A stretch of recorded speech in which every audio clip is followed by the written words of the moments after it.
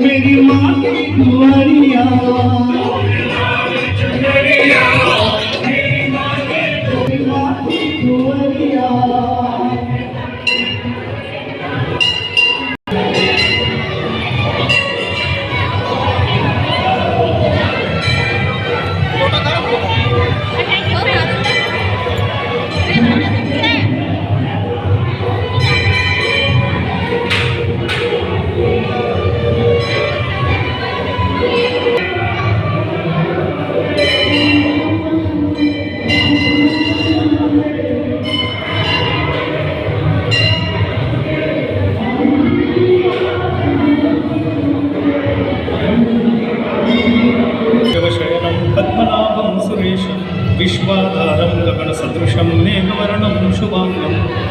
लक्ष्मीकान्तं कमलनयनं योगिभिर्ध्यानगम्यं वन्दे विष्णुभवभयहरणं सर्वलोकैकनाथं सर्वमङ्गलमाङ्गल्ये शिवे सर्वार्थसाधिके शरण्ये त्र्यम्बके गौरी नारायणि नमोस्तुते।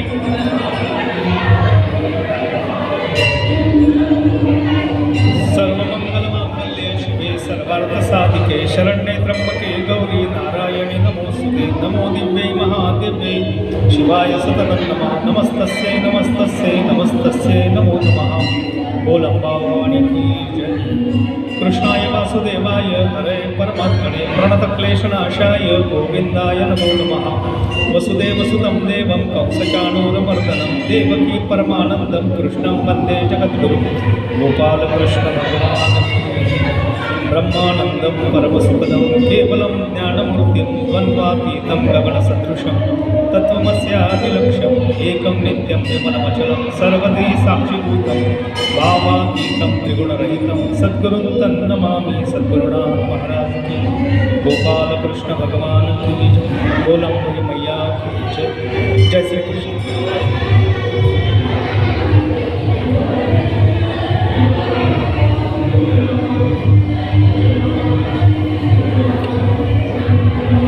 पिछले समय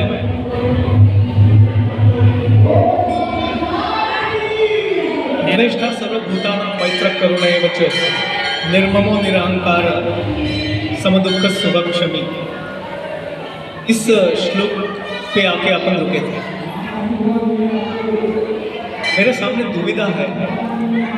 दुविधा इसकी है कि ये यहाँ से ज्ञानी भक्त के लक्षण चालू होते हैं। भगवान ने खुद ज्ञानी भक्त कैसा रहता, उसका वर्तन कैसा रहता, वो मुझे प्रिय क्यों है, ये सब गीता में बताया है। लेकिन इस पर जो भाष्य ज्ञानेश्वर महाराज ने किया वो बड़ा विस्तृत है। और मैं तो ये कहूँगा गीता में जितना कहा उससे अधिक रोचक, अधिक सुंदर ज्ञानेश्वरी के 12वें अध्याय में किया है। सवाल दिल में ऐसा है, दुविधा इसलिए है कि मैं ज्ञानेश्वरी को बताऊँ क्या गीता को बताऊँ। लेकिन अपन दोनों का समन्वय करके अपन आगे चलेंगे। लेकिन एक आपसे विनती करता हूँ कि जे अपना ये 18वां अध्याय हो जाएंगे, फिर एक दिन बैठ के ज्ञानेश्वरी का 12वां अध्याय सुनेंगे।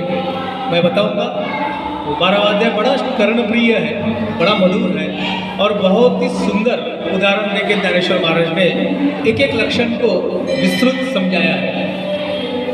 अब गीता के श्लोक की तरह आगे जाते हैं। अद्वेष्टा सर्वभूतानां मैत्रः करुणैव च निर्ममो निरहंकार समदुःख सुभक्षमी। ये श्लोक में कितने लक्षण बताए।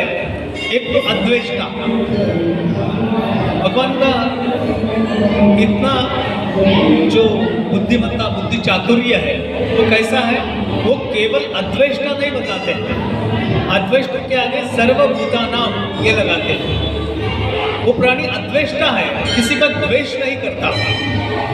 लेकिन द्वेष नहीं करता, किसका द्वेष नहीं करता? सर्वभूतानां, जितने भी भूत मात्र है इन किसी से भी उनका बैर नहीं रहता।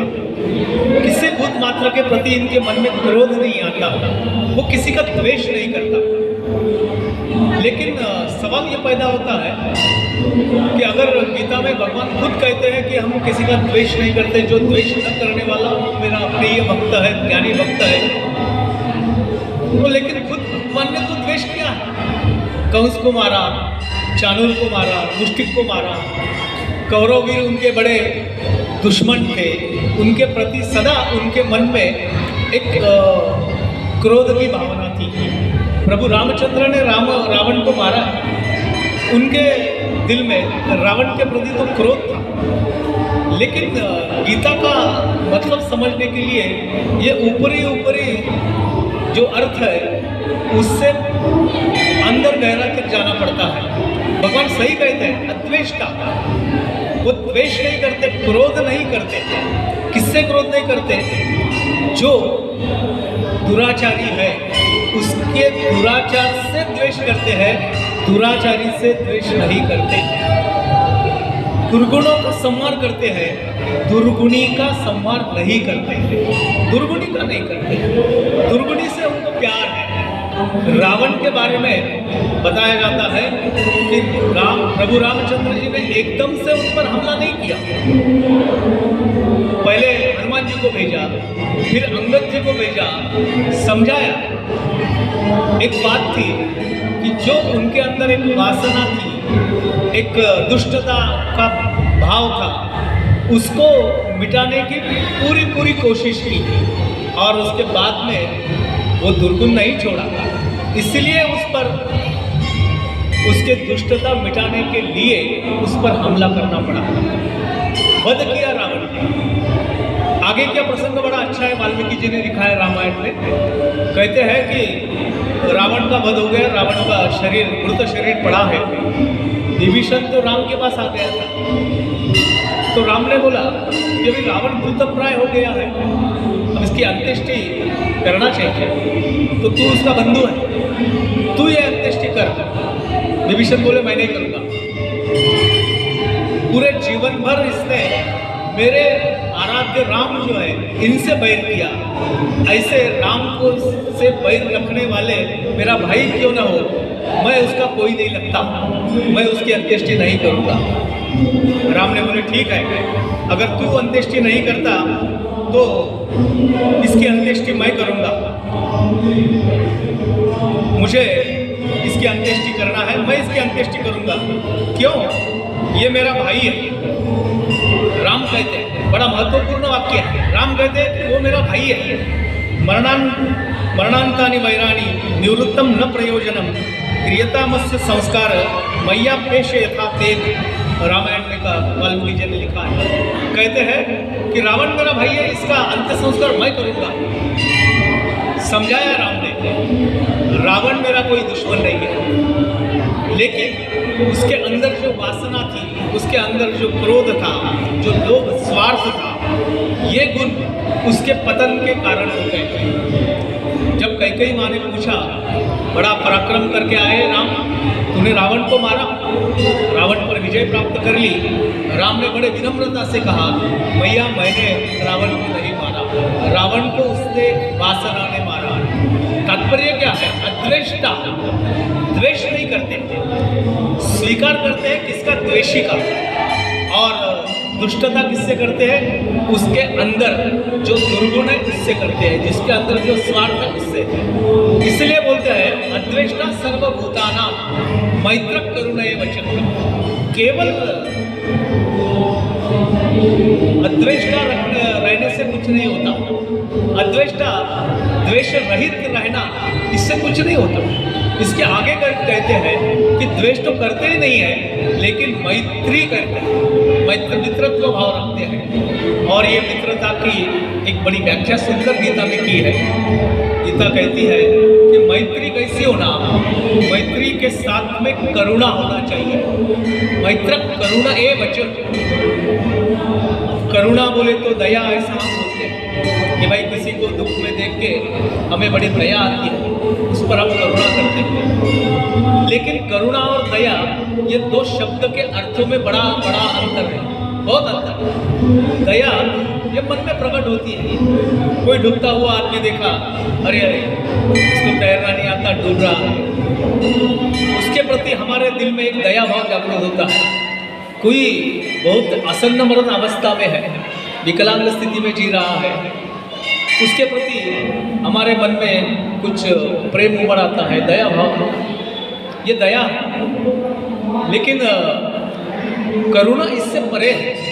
करुणा का मतलब क्या? उसके प्रति हमारे दिल में अगर दया भाव पैदा हो गया तो अगर बुढ़ता हुआ कोई है तो उसको बचाने के लिए दौड़ना, ये करुणा का लक्षण है। कोई विकलांग है, कोई असहाय है, कोई परिस्थिति से बहुत ही गिरा हुआ है, उसके प्रति हमारे दिल में दया है तो उसका वो विकलांगता हटाने के लिए हम खुद होकर कुछ करते हैं, इसको करुणा कहते हैं।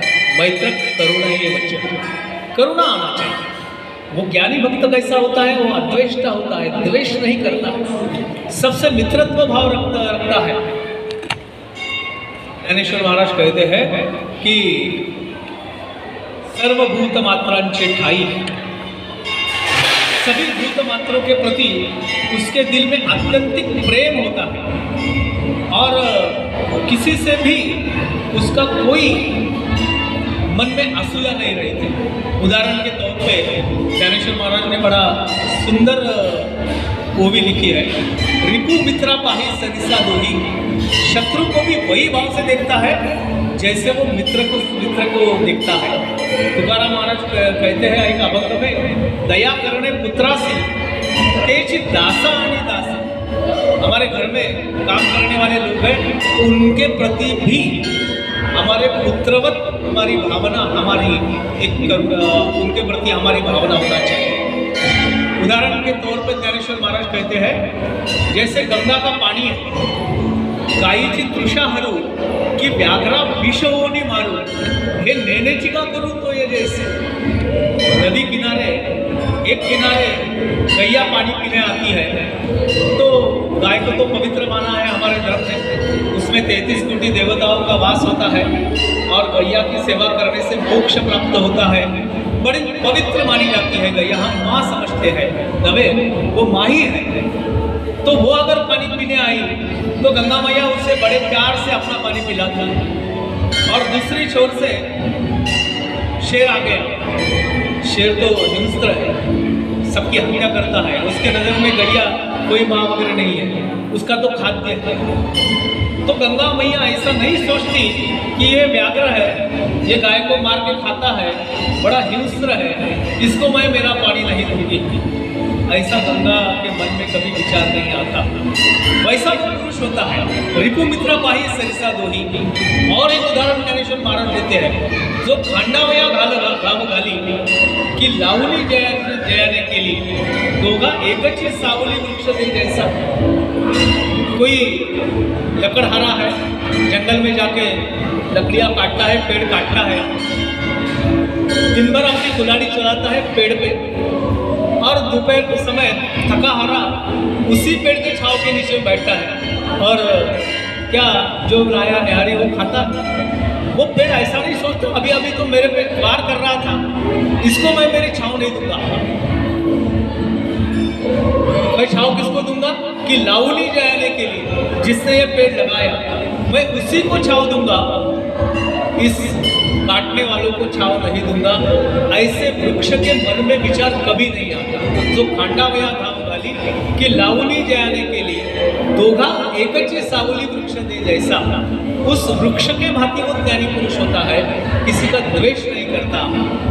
एक बात और भी है, ये केवल दया भाव रखना, किसी से मैत्री करना, करुणा करना, इसका नाम केवल एक ऐसा मत समझना कि किसी ने 2 थप्पड़ मार लिया तो चुपचाप से सहन करने का। अगर धर्म के लिए हिंसा करना भी ये उचित माना गया है, जो हमारे प्रभु रामचंद्र जी ने की, जो श्री कृष्ण जी ने किए, हमारे ऋषि मुनि जो थे, क्रोध आता उनको शाप पानी देते थे, शाप देते थे, यानी क्रोधित तो होते ही थे। इसका मतलब उनके मन में जिसको शाप देते उसके प्रति करुणा नहीं थी, कि अपार करुणा थी।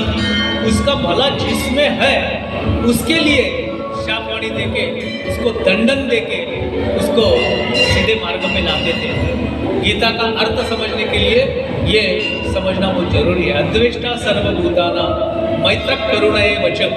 और बोलते हैं निर्मम निरहंकार, उसको द्वेष क्यों नहीं रहता, वो निर्मम है। बराबर चल रहा है, निर्ममो निरहंकार, बराबर चल रहा है, निर्मम है। निर्मम बोले तो ममत्व की भावना को उसने त्याग ही दिया, ममत्व नहीं है। सबसे कठिन बात ये जो है वो है मम को हटाना। मम को हटाना बड़ी कठिन बात है। वो मम हटता ही नहीं है, जिससे मेरा कोई संबंध नहीं है, ऐसे चीजों को भी मैं मेरा बोलता हूँ। जैसे मैं कभी बाहर गाँव जाता हूँ, सब्जी मंडी में घूमता हूँ, तो देखते हैं वहाँ तरह तरह की सब्जियाँ हैं। देखते हैं कि अरे ये अपने यहाँ नहीं मिलती, अलग सब्जी है। पूछते हैं क्या है, पता था फलाना फलाना नाम है उसका। हमारे भंडारे में ऐसा नहीं है। भंडारा मैंने खरीद लिया, मेरा है। बोलता हूँ मैं कि मेरा भंडारा, मेरा घर, मेरा संसार, मेरी पत्नी, मेरा भाई, मेरा पुत्र, ऐसा सब बोलते हैं। ये भक्त कैसा है, वो निर्मम है, वो किसी में ममत्व रखता ही नहीं है। तुम सर में मैंने बताया कि जब यज्ञ करते हैं तो यज्ञ में आहुति देते हैं। आहुति विष्णु जी को देते हैं, नारायण जी को देते हैं, इंद्र को देते हैं, वरुण को देते हैं। जब वो आहुति डालते हैं तब बोलते हैं इदम इंद्राय स्वाहा, इदम इंद्राय न मम, इंद्राय स्वाहा, मैं इंद्र को अर्पण कर रहा हूँ। इदम इंद्राय, यह इंद्र का है, न मम, मेरा नहीं है। इसीलिए हमारे संतों ने कहा है कि हम जो भी भगवान को अर्पण करते हैं बोलते हैं कि मैं अमुक एक अर्पण कर रहा हूँ। वैसे तो हमने देखा है तिरुपति बालाजी लोग क्या क्या दान नहीं करते, हीरे जवाहरात, पैसे, गड्ढिया सब दान करते हैं। सोने का सिंहासन साईं बाबा को दिया, नाम होता है कि अमुक फलाने सेठ ने सोने का सिंहासन दिया। लेकिन संत कहते हैं कि ये सब जो मैं देता हूँ ये मेरा कहाँ है, ये मेरा कहाँ, मेरा नहीं है। तुझे से सारे तुला अर्पिता मन माजे लाजे, ये सब तो तूने दिया हुआ है।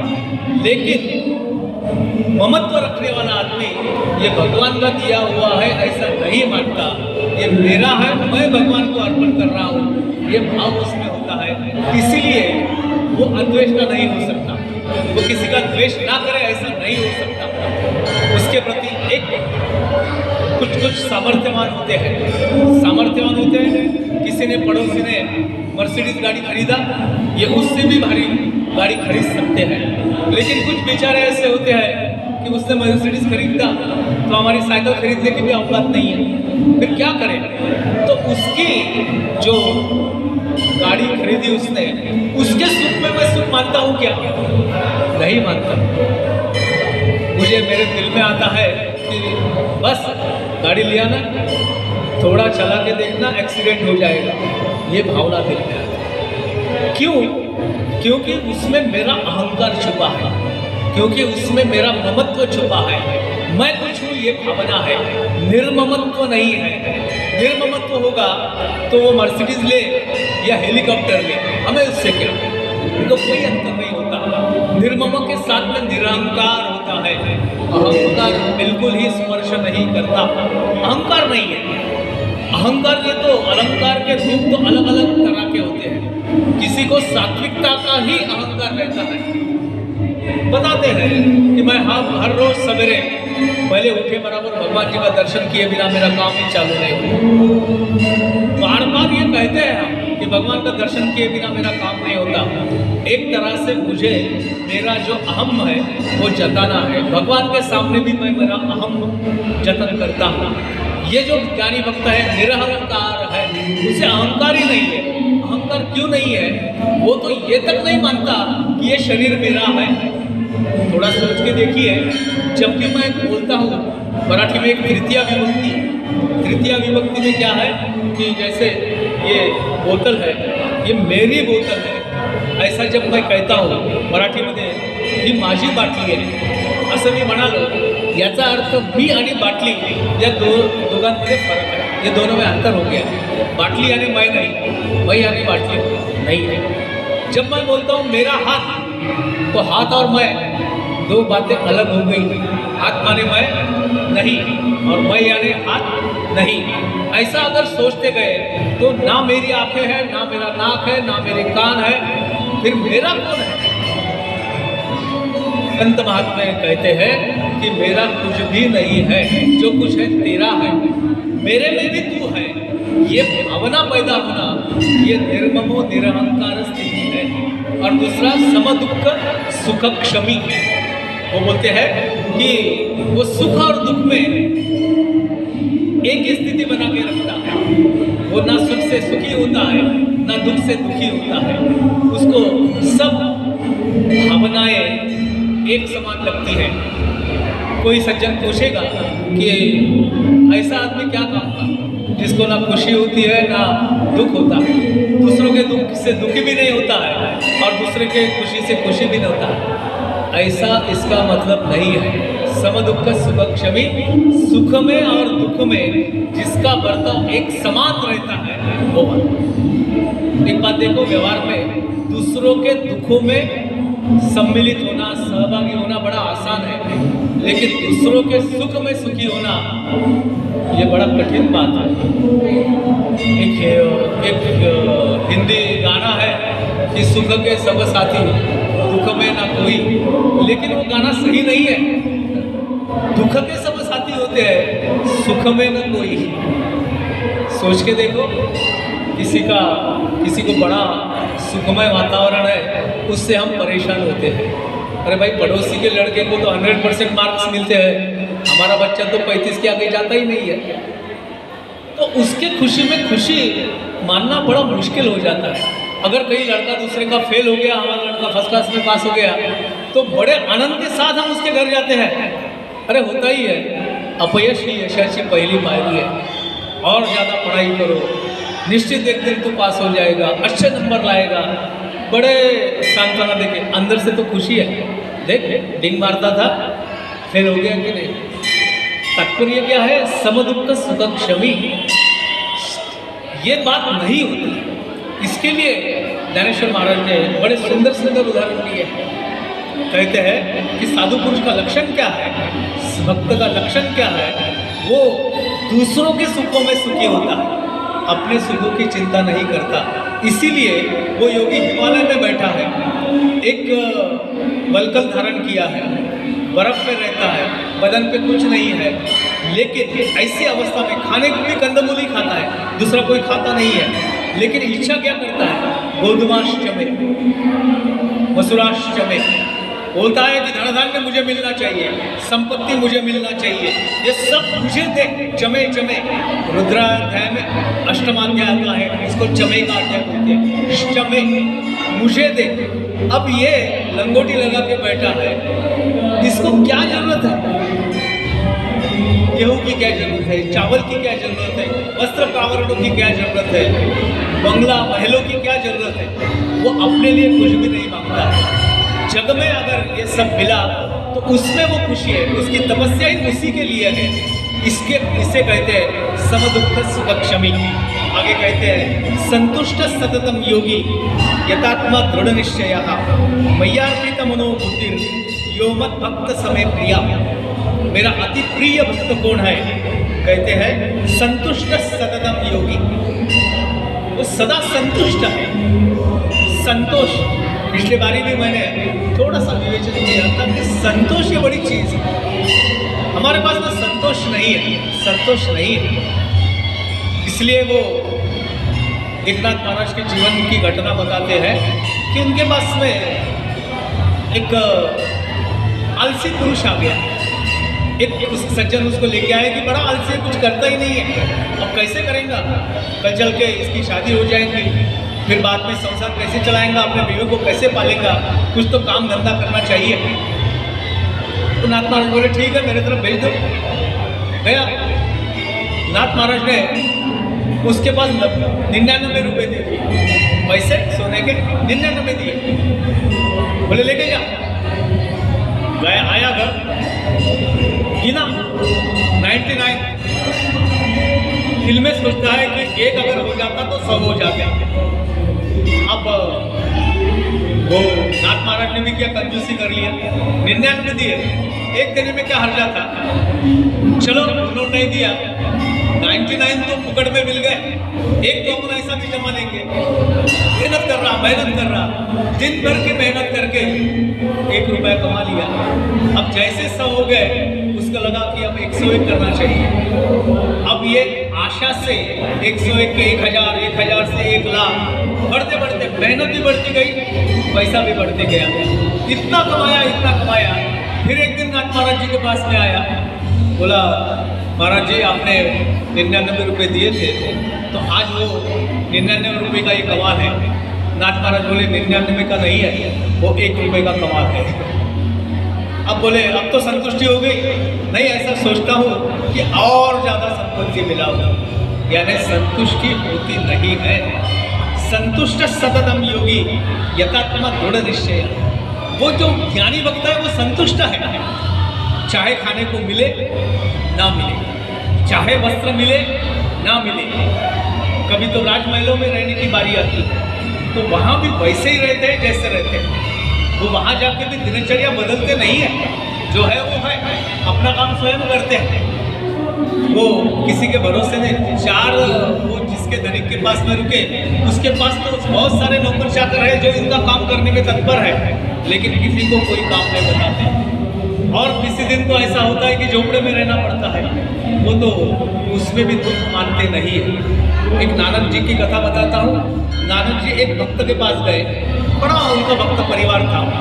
वो भक्त तो इतना रईस था कि उसने नानक जी आ रहे तो उसको उनको बैठने के लिए चांदी का सिंहासन बना लिया और हीरे जवाहरात रत्न सब ये सामने बना के रख दिए। स्वामी जी को बैठने को कहा और उनके सिर पे हीरो का अभिषेक करना। स्वामी जी तो शांत है, देख रहे हैं। सब उसकी पूजा पाठ हो गई, इसका समाधान हो गया। बोले तुम्हारा सब हो गया, बोले बैठो, बोले पास बैठ। बोले यार तेरे यहाँ तो सब कुछ है, लेकिन मेरी चिंता अलग ही है। क्या है? ये जो कपड़ी मैंने पहना, ये कपड़ी थोड़ी सी फट गई है, बोले इसको सिलने का है, तो इसलिए सुई धागा होना चाहिए। थोड़ा सुई धागा मिलता तो अच्छा होता। बोल स्वामी जी आप बोलते तो सोने की सुई ला के देता हूँ, अभी लाता हूँ। नहीं बोले अभी मत ला, अभी तो तेरे जैसे बहुत सारे भक्त आने वाले हैं, उनके सामने मैं सीधे बैठूंगा तो अच्छा नहीं लगेगा, और बाद में देना। बाद में कब? बोले ऐसा है, बोले थोड़े दिन में मैं गुजरने वाला हूँ, मेरा तो मृत्यु आ गया, मैं मर जाने वाला, और मेरे बाद 2 दिन बाद तू भी मरने वाला है। धक्का लगा उसको कि स्वामी जी बोल रहे आप मर रहे हो, ठीक है मैं भी मरने वाला हूँ। बोले मेरे बाद में 2 दिन तू भी मरने वाला। एक काम करना, बोले जब 2 दिन बाद में तू मर जाएगा तब ये सुई धागा अपने साथ में लेके आने का, वहाँ मेरे को फुर्सत है, बैठ के सी लूँगा कपड़े। अब तक तो बड़ा भक्तिभाव से नमस्ते वगैरह कर रहा था। अब बोले स्वामी जी आपकी ऊपर का ठिकाने पे है ही नहीं है, मती आपकी ठीक है क्या? बोले क्यों, क्या हो गया? बोले सुई धागा वो मैं ऊपर नहीं ला सकता, मृत्यु के बाद में मेरे साथ में नहीं आएगा। अरे बोले सुई होती कितनी है, कनवटी पे लगा के लेके आना, उसमें क्या है, इतनी सी तो चीज़ है। स्वामी जी बोले साथ में कुछ नहीं आता, आपको मालूम नहीं क्या, इतने पढ़े लिखे हो, इतनी तपस्या की है कि साथ में कुछ नहीं जाता। अच्छा बोले तेरे को समझ गया ये साथ में कुछ नहीं जाता, तो फिर ये इतना काय के लिए है? बोले इसमें का क्या क्या तू साथ में लेके जाएगा? भक्त के आँख खुल गए। परोपकारार्थ इदम शरीरम, ये निर्ममता नहीं है, ये बोलते हैं संतुष्टता नहीं है। वो योगी जो होता है वो योग साधना में लीन है, वो किसी चीज़ से असंतुष्ट नहीं रहता है, असमाधानी नहीं रहता है, समाधानी रहता है। और बोलते हैं यथात्मा दृढ़ निश्चय, यथ आत्मा, इसका विश्लेषण करते हुए बताया है मन और इंद्रियों सहित शरीर को वश में किए हुए रहता है, उसका मन भी उसके वश में रहता है, उसके इंद्रिय भी उसके वश में रहते हैं, इंद्रियों के पीछे वो दौड़ता नहीं है। और दृढ़ निश्चय ही होता है उसमें, उसका निश्चय, दृढ़ निश्चय किस में होता है? मुझ में होता है, मुझ में यानी परमात्मा में होता है। वो कभी ऐसा नहीं सोचता कि मेरा क्या होगा, ये कभी सोचता नहीं है, क्योंकि उसने मन बुद्धि सब वो परमेश्वर को अर्पण किया हुआ रहता है और उसमें दृढ़ विश्वास होता है, कभी भी उसका विश्वास किंचित भी ढलता नहीं है। यथात्मा दृढ़ निश्चय मय्यार्पित मनोबुद्धि, उसने क्या किया रहता है, लक्षण बताया मय्यार्पित, मुझे अर्पण किया है, क्या मन और बुद्धि मुझे अर्पण किया है। हम कभी भगवान को मन नहीं देते, इसलिए वो एक गाना गाते हैं कि कौन कहता है भगवान खाते नहीं, माँ यशोदा के जैसा खिलाते नहीं। हम तो भोग चढ़ाते हैं, केवल भोग तो चढ़ाने के लिए होता है, भगवान को खाने के लिए नहीं होता। अगर शुद्ध दिल से शुद्ध मन से अगर भगवान को खिलाने जाओ तो भगवान आराम से हमसे जो भी हम खिलाएंगे वो खा लेंगे। नहीं क्या मेरा संत मीराबाई के लिए विष का प्याला जिसने पी लिया और मीराबाई को कुछ भी नहीं हुआ, मीराबाई ने ये भाव से ही पिया कि भगवान ये तुम्हारा प्रसाद है, ये प्रसाद करके मैं ग्रहण कर रही हूँ। तो भगवान ने वो सब खुद समर्पित कर लिया। एक बार भगवान श्री कृष्ण जी घर में बैठे हैं और सवेरे सवेरे रुक्मिणी जी ने पूछ लिया कि तुम वो राधा राधा बार बार कहते हो, ऐसा क्या रखा है वो राधा में? एक ग्वाले की लड़की है, हमसे हमारे जैसी राजा की कन्या नहीं है, हमारी जैसी रूपवान भी नहीं है, इतना क्या है? भगवान कुछ बोले नहीं है। बोले एक काम कीजिए, तो बोले क्या? थोड़ा मेरे मुंह में बहुत छाले आ गए, मुंह में छाले आ गए तो क्या शीतलोपचार करना है? तो रुक्मिणी जी ने शीतलोपचार भी कर दिया और देखा कि मुंह में छाले तो नहीं है, भगवान को ऐसे बता रहे हैं। तो सही में रुक्मिणी और सत्यभामा ने एक कट कर लिया, तो वो राधा जी को घर में बुलाया। देखते हैं बोले इसकी कितनी प्रीति भगवान पे है। और जैसे भगवान को दूध का प्याला दिया, उसको भी उबलता हुआ दूध वो राधा को पीने को दे दिया। उसने बड़े भक्ति भाव से एकदम उबलता हुआ दूध को गड़गड़ पी लिया। उन्होंने देखा अजब है, इतना उबलता हुआ दूध इसने पी लिया, इसको कुछ भी नहीं हुआ। दूसरे समय देखा तो भगवान के मुंह में पूरा अंदर से जल गया था। राधा और श्री कृष्ण का नाता क्या था, रुक्मिणी ने समझ लिया कि राधा ने पूरा मन पूरी बुद्धि भगवान जी को अर्पण की थी, इसलिए उनके शरीर की जो भी पीड़ाएं थी सब भगवान अपने पे सह लेते थे। मयार्पित मनोबुद्धि योमत भक्त समेत प्रिया, ऐसा जो भक्त है वो मुझे अत्यंत प्रिय होता है, अत्यंत प्रिय होता है।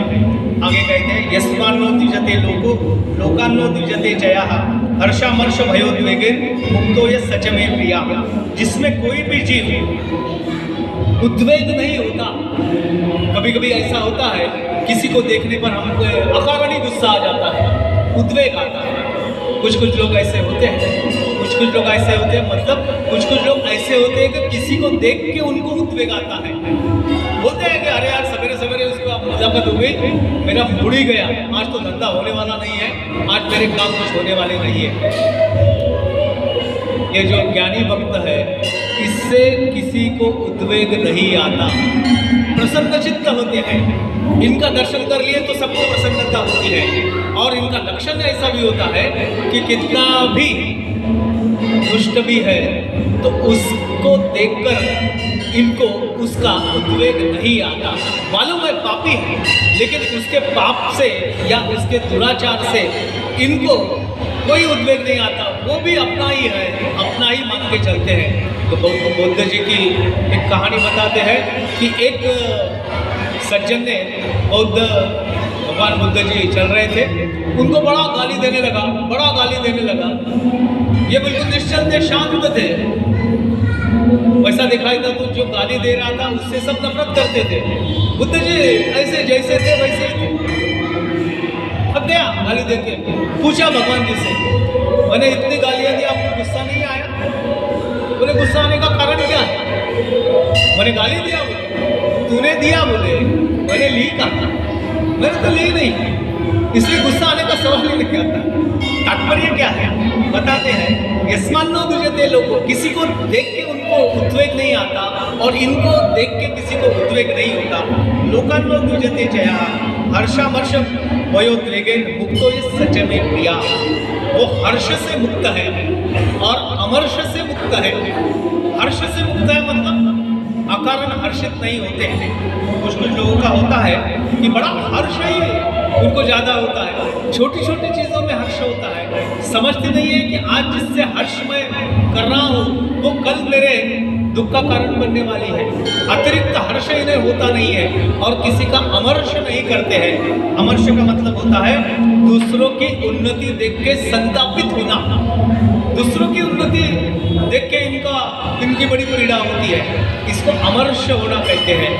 ये भावना आदमी में, हमारे में ज़्यादा होती है। किसी की उन्नति हमें सहन नहीं होती, किसी का पतन हमें सहन होता है, उसमें हमें हर्ष होता है, लेकिन किसी की उन्नति हमें सहन नहीं होती। खुशी के भी अलग अलग प्रकार होते हैं। हमारे जो हमें मिला तो हमें खुशी है, हमसे अलावा किसी को मिले तो फिर दुख होता है। किसी को बहुत ज़्यादा मिल गया तो हमें अमर्ष होता है कि क्यों मिला, हमें क्यों नहीं मिला। एक साथ ही हमने काम चालू किया था, उसको अच्छा मिला, मुझे क्यों नहीं मिला। ये अमर्ष की स्थिति है। तो ज्ञानी भक्त जो है वो अमर्ष से भी दूर होता है और मुक्तो या सजगे प्रिया, दोनों से मुक्त होता है। ऐसा जो भक्त है वो मेरा अत्यंत प्रिय है, ऐसा भगवान बोलते हैं। देखो उसके बाद में कुछ लक्षण आते हैं। ज्ञानेश्वर महाराज ने कहा किम बहुला सर्वसुखी पूर्ण हो तिरी लोकी भजिजो आदि पुरुषी अखंडित। क्या चाहते हैं? सब सुखी हो, किम बहुला सर्वसुखी। फिर आगे का श्लोक आता है,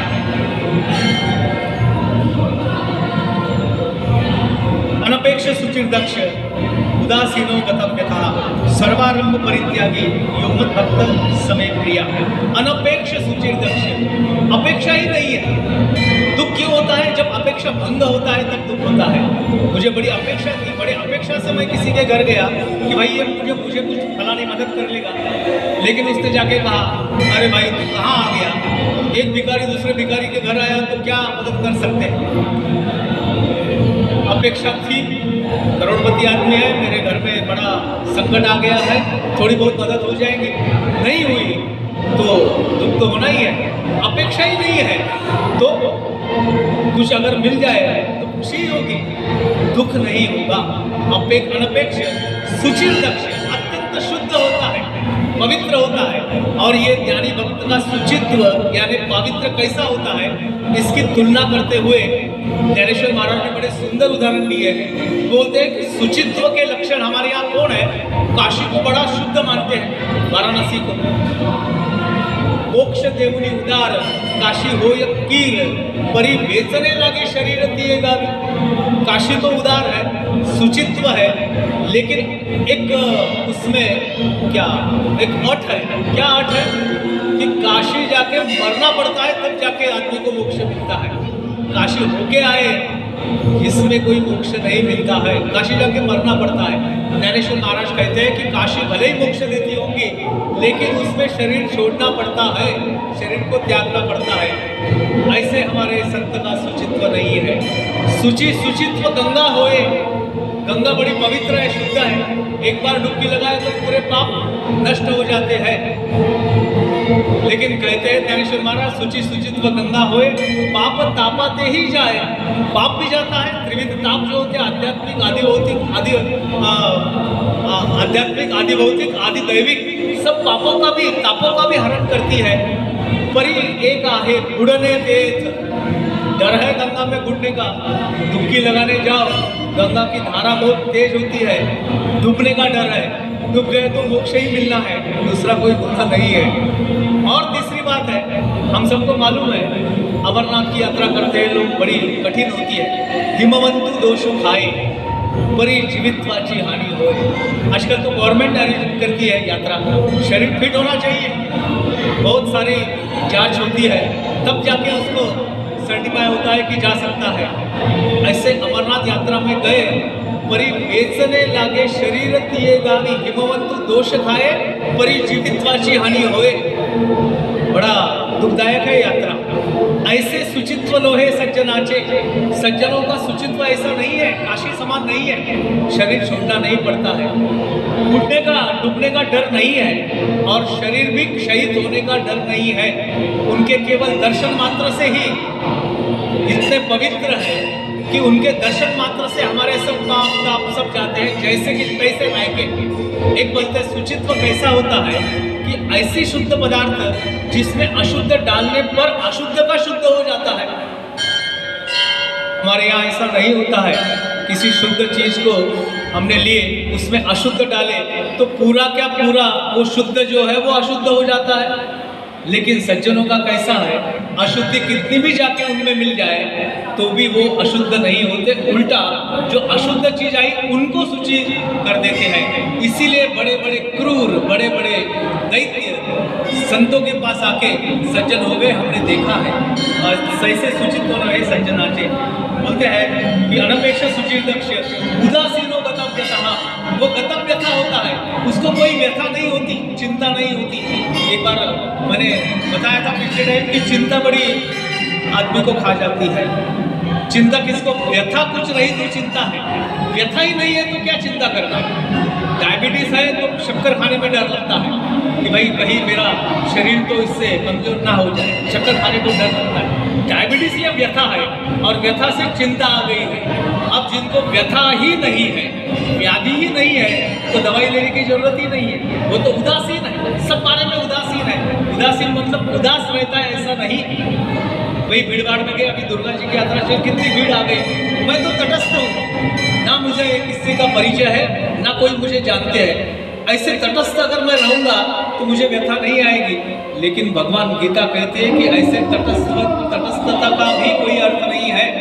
मेरा सबसे मैत्रित्व भाव होना, लेकिन उनकी पीड़ा से, मेरी पीड़ा से पीड़ित ना होना, ये मेरे स्वभाव के अंदर आना चाहिए। इसे कहते हैं उदासीनो गतम व्यथा। सर्वारंभ परित्यागी, सर्वारंभ परित्यागी यो मत भक्त समय प्रिया। बोलते हैं कि सर्वारंभ वो आरंभ का त्यागी होता है। कुछ कुछ लोग आरंभ शूर होते हैं, चलो क्या करेंगे तो दुर्गा देवी बिठाएंगे, बड़ा एक बैठक लिया, सबको बोले ऐसा करेंगे वैसा करेंगे, इतनी वर्गणी जमा करेंगे, और जिस दिन दुर्गा जी को लाना है उस दिन गायब है।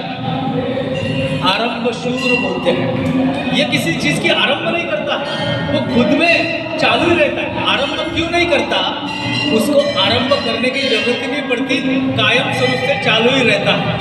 बरोबर है कि नहीं? घड़ी हमेशा चालू रहती है। चालू कब करना पड़ती है, जब बंद हो जाती है तब चालू करना पड़ती है। ये सर्वारंभ परित्यागी क्यों है, कभी बंद ही नहीं है, चालू है।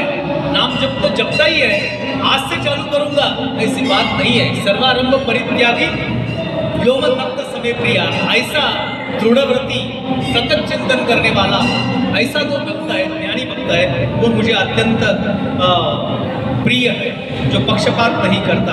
आगे कहते यो न हृष्यति न द्वेष्टि न शोचति न कांक्षति शुभाशुभ परित्यागी भक्तिमान्य समय प्रिया, जो न कभी हर्षित होता है, न किसी का द्वेष करता है, न शोक करता है, न कामना करता है। सब लक्षण बता दिए। ये जो 12वें श्लोक से लेके 19वें श्लोक तक एक एक अगर लक्षण गिनते जाए वो 33 है। 33 में के 3 भी अगर कुछ में आ गए तो सही मायने में मेरे जीवन का कुछ साफल्य हो जाएगा। लेकिन एक भी चीज़ मैं मेरे में ढा नहीं सकता, इतने कठिन है। दिखने को वो तो सरल है, लेकिन अपने में लाना बहुत कठिन है। बोलते हैं वो हर्षित नहीं होता और द्वेष भी नहीं करता, किसी के साथ में उसका बड़ा पक्षपाती है, ये मेरा है इसलिए इसकी बरकरार होगी तो मुझे अच्छा लगेगा, ऐसा हर्षित भी नहीं होता। और न किसी का द्वेष करता है। और बोलते हैं किसी के बारे में शोक नहीं करता है। शोक क्या करना, शोक क्या करना, जो घटना घटनी है वो घटना घटने ही वाली है। हमारे संतों ने कहा है आजा मेला पंजा मेला बाप मसना गेला हो, देखत देखत नातू पंटू तो ही कैसा लाला हो। हम सब लोग बहुत बार वहाँ के चक्कर लगा के आते हैं किसी को विदा करने के लिए, लेकिन तब भी मन में थोड़ा ख्याल आता है कि एक दिन हमारी भी दशा ऐसी होती है। जब भी घर आते हैं सब भूल जाते हैं, सब भूल जाते हैं। ये बात मन में नहीं आती कि जैसे हम 5-50 लोग इसको छोड़ने गए थे, मुझे भी छोड़ने 5-50 लोग आने वाले हैं, इनके साथ में वापस लौट के नहाने के लिए मैं नहीं आऊँगा। ये सोचता नहीं है। क्यों नहीं सोचता है, वो अपेक्षित रहता है, वो जो घटने वाली चीज़ें उसके बारे में शोक करता है, शाश्वत चीज़ों के लिए शोक नहीं करता। शंकराचार्य जी शोक करते हैं, किस लिए काय का शोक करते हैं कि मेरा जन्म क्यों हुआ, मेरा जीवन का अर्थ क्या है, मुझे क्या करना है, इसकी उनको चिंता है। हम तो इसकी चिंता कभी करते ही नहीं हैं। ज्ञानी भक्त उसका करता है, कामना करता है, कोई कामना नहीं करता, कोई कामना नहीं है उसकी। हमारी तो कामना है, ऐसा बोलते हैं कि कामना पर ही जीवन टिका है। अगर हमारे जीवन से कामना हट गई तो हमारा जीवन एकदम निरस बेचैन हो जाएगा। लेकिन संतों के दिल में कोई कामना नहीं होती, आज जो मिला उसी में खुश है।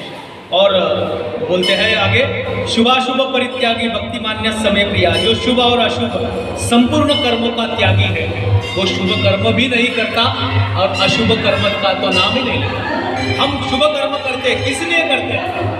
ये हम जानकर करते हैं कि किसी याचक को मैं दान दूंगा तो उससे मुझे पुण्य फल मिलेगा। और दान देने के लिए भी मेरा एक हिसाब है। जैसे मैं हमारे धंधे का हिसाब किताब रखता हूँ, वैसे दान पुण्य का भी हिसाब रखता हूँ। आज दिन में 100 रुपये दान करना है, 101 रुपया मैं दान नहीं करूँगा, ये बात है। शुभाशुभ परित्यागी, वो तो शुभ कार्य भी नहीं करता, अशुभ नहीं करता, इसलिए उसको शौच अशौच होता नहीं है। और भक्तियुक्त पुरुष वो उसको अत्यंत प्रिय है। बाद में का श्लोक आता है, समशत्रौ च मित्रै च तथा मानापमानयोः शीतोष्ण सुख दुःखेषु सम संग विवर्जिताः। समशत्रौ च मित्रै च, रिपु मित्रा पाहि संसर्ग, उसको शत्रु मित्र ऐसा कोई भाव होता नहीं है। और मान अपमान भी उसको होता नहीं है। अभी अभी बुद्ध जी की कथा मैंने बताया, मान अपमान उसको होता नहीं है। किसी का सम्मान किसी ने किया तो वो हर्षित नहीं होता, किसी ने अवमानित किया तो उसको अवमान नहीं लगता है। तथा मानापमानयोः शीतोष्ण सुख दुःखेषु, सुख और दुख में वो शांत रहता है। और अनिकेत स्थिरमतिर् भक्तिमान में प्रिय नराः, वो अनिकेत है। अनिकेत बोले तो अनिकेत का मतलब है जिसको कोई निवारा नहीं है, उसको कोई घर नहीं है। इसलिए भगवान दत्त जी को कहते हैं कि वो अनिकेत है। अब लोगों ने गलत अर्थ ले लिया, अनिकेत यानी घर बार नहीं है, ऐसा नहीं है। घर बार नहीं है, इसको अनिकेत नहीं। यह गीता का अर्थ है कि पूरा विश्व जिसका निकेत है। महाराज ने कहा है, हे विश्वची माझे घर, ऐसी मती जयाची स्थिर, किंबहुना चराचर आपणची जाहला। वो पूरा विश्व उनका घर है, इसलिए अनिकेत का ये एक उदित अर्थ है, उदात्त अर्थ है। कहते हैं शीतोष्ण सुख दुःखेषु समसंग विवर्जितः, वो सुख दुखादि द्वंद्वों में सम होता है, आसक्ति रहित होता है, आसक्ति रहित होता है। बहुत बार ऐसा होता है कि कोई क्रिया करने से हमें बड़ा सुख लगता है तो वो क्रिया बार बार करने की इच्छा होती है, इसको तो सुख ही नहीं है।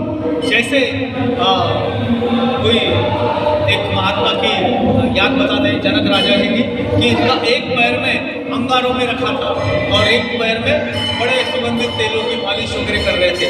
एक अत्यंत विपदा में था और एक अत्यंत सुख में था, लेकिन चेहरे के भाव निश्चल थे, विरक्त थे। जन्मेजय जी के गुरु थे, शुक्ल जी के गुरु थे, राजा थे, लेकिन विरक्त थे। कहते हैं समसंग विवर्जितः, वो सुख और दुख में द्वंद्वों में फंसता नहीं, समर रहता है। उसका आगे का लक्षण बताते हैं, आखिरी वाला है, तुल्य निंदा स्तुतिर्मौनी संतुष्टो येन केनचित् अनिकेत स्थिरमतिर् भक्तिमान में प्रियो नराः। जो निंदा स्तुति को समान समझने वाला, मननशील और जिस किसी प्रकार से भी शरीर का निर्वाह होने में सदा ही संतुष्ट रहता है। बोलते हैं अनिकेत, अभी उसका मतलब मैंने समझाया कि पूरे विश्व को अपना घर मानता है, इसलिए उसको कोई निवारा, कोई ठिकाना नहीं होता। तुल्य निंदा स्तुतिर्मौनी, कोई निंदा भी करे या कोई बड़ाई भी करे, उसमें वृत्ति में कोई फर्क नहीं पड़ता।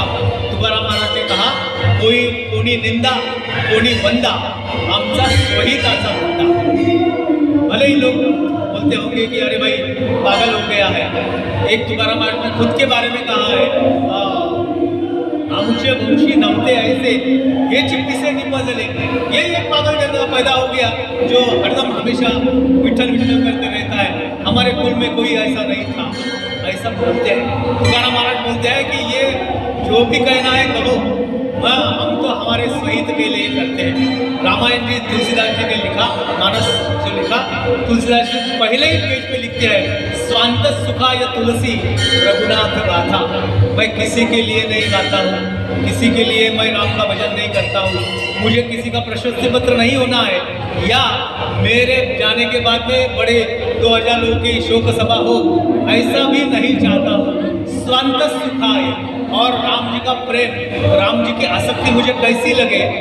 तुलसीदास जी खुद कहते हैं कि एक जुआरी को जुए का व्यसन जैसा होता है, एक मद्यपी को मद्य का व्यसन जैसा होता है, तिलमिला उठता है, वैसा है प्रभु राम, तुम्हारा ध्यान मुझे लगे। मद्यपी के गलत उपमा दिया, हीन उपमा कहते हैं, हीन उपमा दिया, लेकिन व्यस्ती पुरुष का व्यसन कभी नहीं छूटता, वैसे मुझे राम का व्यसन लगना चाहिए। तुकाराम महाराज कहते हैं, हमा तयाचे व्यसन तो अमुचे निज ध्यान, हमें उनका ही व्यसन लग गया।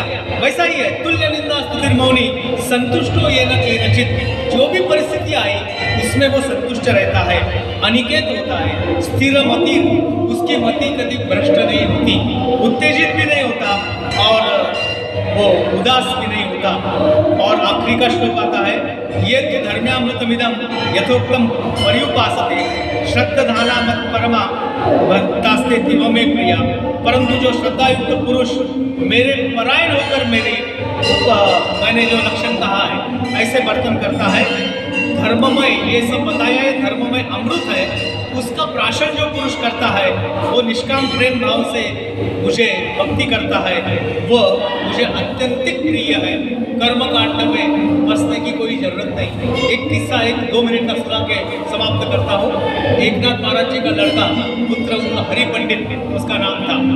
वो हरि पंडित बड़ा ज्ञानी था, संस्कृत का बड़ा पंडित था, काशी में जाके पढ़ा था। काशी में एकनाथ जी गए तो वहाँ उन्होंने भागवत की महिमा काशी के लोगों को, पंडितों को सुनाया। वो सब भागवत को दुय्यम मानते थे, क्योंकि काशी विश्वनाथ के पास रहते थे, वेदों का अध्ययन किया था, वेद प्रामाण्य मानते थे, भागवत वगैरह में विश्वास नहीं करते थे। लेकिन एकनाथ जी ने 7 दिन भागवत उनको सुनाया तो उनको लगा कि हमने जो वेद पाठ किया वो सब व्यर्थ है, ये तो सब भगवान की मूर्ति इन्होंने बताया। इसलिए एकनाथ जी को बड़े मानने लगे। उनकी पालकी में यात्रा निकालने की सोचे। एकनाथ महाराज ने कहा, आदमी की पालकी नहीं निकालना, भागवत की पालकी निकालना। फिर भागवत ग्रंथ की पालकी उन काशी में निकली। वो पहला सम्मान था मराठी भाषा का, भागवत का, काशी में पंडितों के साथ में। तब से प्रथा पड़ी, जब भी भागवत कहाँ होता है तो पहले दिन उसकी पालकी घुमाते हैं और पालकी में ग्रंथ रखते हैं। आजकल प्रथा हो गई, मैं किसी को दोष नहीं देता हूँ। भागवत ग्रंथ सर पे लेके घूमते हैं, उसके ऊपर लोग फूल डालते हैं। भागवत ग्रंथ सर पे उठाने लायक है, लेकिन सर पे उठा के अपने पे फूल बरसाना ठीक नहीं। पालकी में रख के ही भागवत की मेरोनक निकलना चाहिए। हरि पंडित वहाँ से पढ़ के आया था, घर में आया, देखा तो एकनाथ जी तो कुछ करते ही नहीं है, बम्मन है, बम्मन ने संध्या तो करना ही चाहिए सवेरे उठ के। वो बोले कि पिताश्री आप तो संध्या वंध्या कुछ करते नहीं हो, ऐसे कैसे बम्मन हो? तो एकनाथ जी बोले, अरे भाई तू तो बड़ा ज्ञानी है, तुझे मालूम है कि जब अशौच होता है, सूतक आता है, तब संध्या नहीं करते। वो बोले अपने घर में कहाँ सूतक है? तो एकनाथ जी ने उसको कहा, मृता मोहमयी माता जातो बोधमय सुता सूतकद्वयम संप्राप्ते कथम संध्या भविष्यति। वो बोलते हैं, अरे मेरे को दोनों तरफ के सूतक लग गए। हमारे इधर सूतक कौन सा रहता है? एक जनन शौच रहता है, जनन शौच। घर में कुछ नया जो आ गया तो 10 दिन वृद्धि कहते हैं, और कुछ मृतप्राय घटना हो गई तो वो अशौच होता है, वो वर्ण अशौच होता है, सूतक होता है, स्वयं सूतक। वो बोले मेरे को तो दोनों भी एकदम लग गए। कैसे? मेरे पास में ममता नाम की एक बूढ़ी माँ थी, मेरी माता, म्हातारी मरून गेली ते माँ, माया म्हातारी मरून गेली ते माँ। वो माता, मेरी माता ममता, वो मर गई। अब माई मर गई तो सूतक तो लगना ही है। और दूसरा बात क्या हो गया? जातो बोधमय सुता, और बोध नाम का पुत्र मेरे घर में पैदा हो गया, तो उसका ये जनन सूतक आ गया। और वो माया नाम की बूढ़ी माँ मर गई, उसका भी सूतक आ गया। सूतकद्वयम संप्राप्ते, एक साथ 2 सूतक मुझे आ गए। तो बोलते हैं कथम संध्या भविष्यति, मैं संध्या कैसे करूँगा? मराठी में फार सुंदर लिखा है, झाली संध्या संदेह माझा गेला, माया ममता म्हातारी मरून गेली तेव्हा, बोधपुत्र निर्माण झाला जेव्हा, आता संध्या मी करू कैसी केव्हा, झाली संध्या संदेह माझा गेला। वो बोलते हैं कि ऐसा वो बर्ताव करता है, कर्म में विश्वास नहीं रखता है, यानी जो कर्म कांड है वो नहीं करता है, लेकिन विहित कर्म जो है वो पूरे निष्ठा भाव से करता है, भगवान पे अनन्य चिंतयन्तु माम, भगवान पे अपार श्रद्धा रखता है, और ये 33 गुण जो है वो उसके अंदर होते हैं, इसीलिए उसको ज्ञानी भक्त कहते हैं। इसके उपरांत भी ज्ञान प्राप्त होने पर भी वो भगवान की आराधना करता है, भगवान की आराधना छोड़ता नहीं है। इसलिए भगवान आखिरी में कहते हैं कि वो भक्त तो मुझे प्रिय है, लेकिन वो भक्तों का गुणगान जो करते हैं, भक्तों की स्तुति जो करते हैं, वो भी मुझे उतने ही प्रिय है। उनको मैं सर पे बिठा के नाचता हूँ, उनके लिए 2 की जगह 4 हाथ मैंने लाया है उनको आलिंगन देने के लिए। मैं अचक्षु हूँ, मुझे चक्षु नहीं है, अरूप हूँ, पर मैं उनको देखने के लिए चक्षु लेके आया हूँ। ऐसा भगवान बोलते हैं, किसके? मेरे भक्त की प्रशंसा करने वालों को भी मैं अत्यंत प्रिय तरह से देखता हूँ। यहाँ 12वां अध्याय पूरा हो गया। यहाँ बोलते हैं, जय श्री कृष्ण।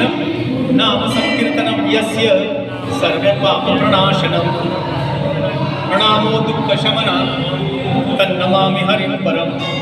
नाम संकीर्तनम यस्य सर्व पाप प्रणाशनम, प्रणामो दुःख शमनं तन्नमामि हरिं परम। नाम संकीर्तनम यस्य सर्व पाप प्रणाशनम, प्रणामो दुःख शमनं तन्नमामि हरिं परम। गोपाल कृष्ण भगवान की जय। श्री कृष्ण। आरती। निर्मल मनहारी शरण रहा सतदाई, शरण रहा सतदाई, सब विधि सुखकारी।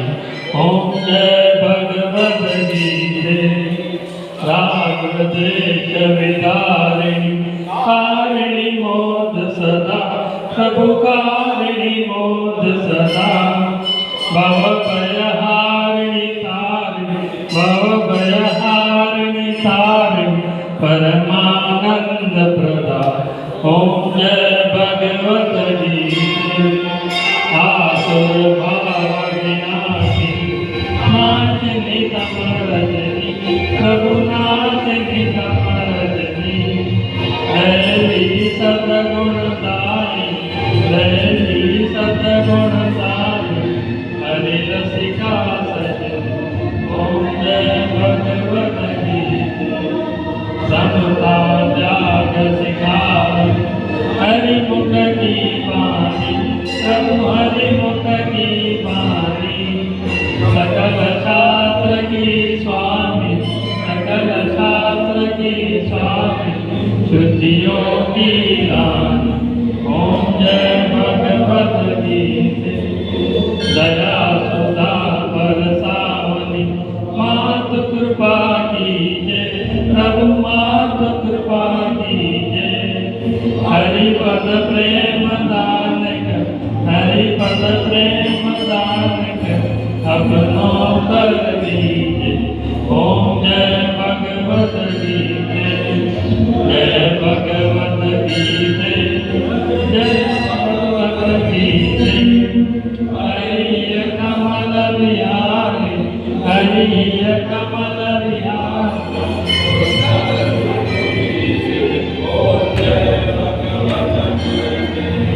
ओम कर्पूर गौरम करुणावतारम सुंदरवरम भुजगेन्द्रम सदा वदनं प्रियारविन्दे। मंदारमालाकुमारकाय कुमारकालवती, दिगंबराय दिगंबराय नमः शिवाय।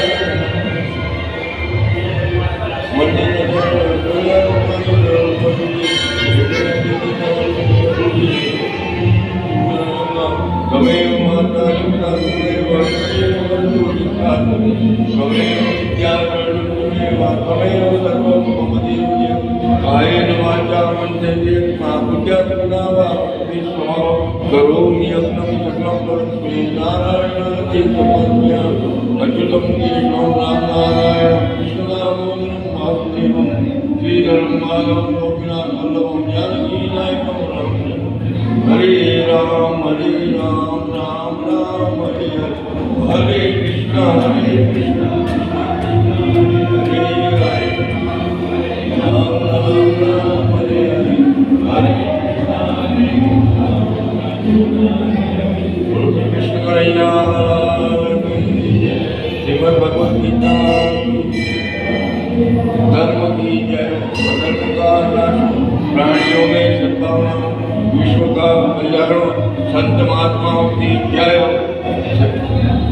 सनातन धर्म की जय हो गीता रामायण का पाठ हो बच्चों में संस्कार हो अपने अपने माता पिता की जय जय श्री राधे ओम नमः पार्वती पते हर हर हर महादेव